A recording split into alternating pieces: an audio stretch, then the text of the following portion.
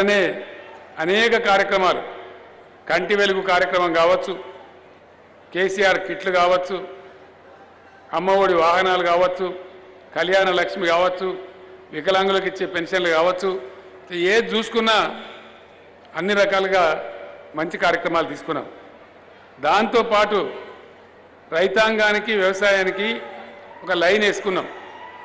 రైతులకు చాలా బాధలు ఉండే, ఆ బాధలు పోవాలని చెప్పి ఒక లైన్ తయారు చేసుకున్నాం.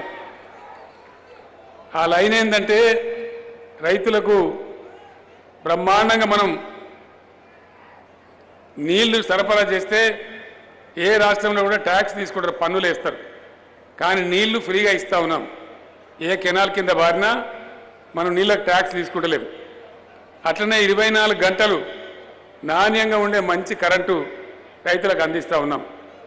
అదేవిధంగా ఇండియాలో ఎప్పుడు ఏ ప్రభుత్వం చేయలే, ఏ పార్టీ చేయలే, రైతు బంధు అనే పథకాన్ని పెట్టించి వ్యవసాయానికి రైతులకు పెట్టుబడి ఇస్తూ ఉన్నాం. దాంతో మంచి లాభం జరుగుతూ ఉంది. రైతులు అప్పులు తీసుకునే బాధలు తప్పుతూ ఉన్నాయి. రైతు బంధు ఇస్తూ ఉన్నాం. అట్లనే ఎవరన్నా అదృష్టం బాగలేక చచ్చిపోతే ఆ రైతు కుటుంబానికి 5 లక్షలు బీమా వచ్చేటట్టు కూడా ఏర్పాటు చేసుకున్నాం.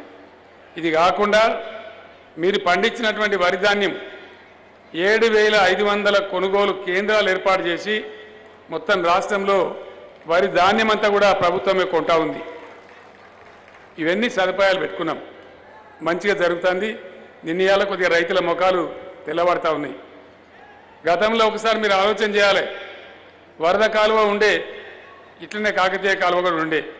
అప్పుడు ఎంత పారుతుండే సొప్పదండిలో వరద కాలువతోని ఎన్ని బాధలుండే. మనం మోటార్ పెట్టుకొని నీళ్లు పారించుకుందామంటే దాన్ని కోసి అదే కాలువలు ఎత్తేత్తురు.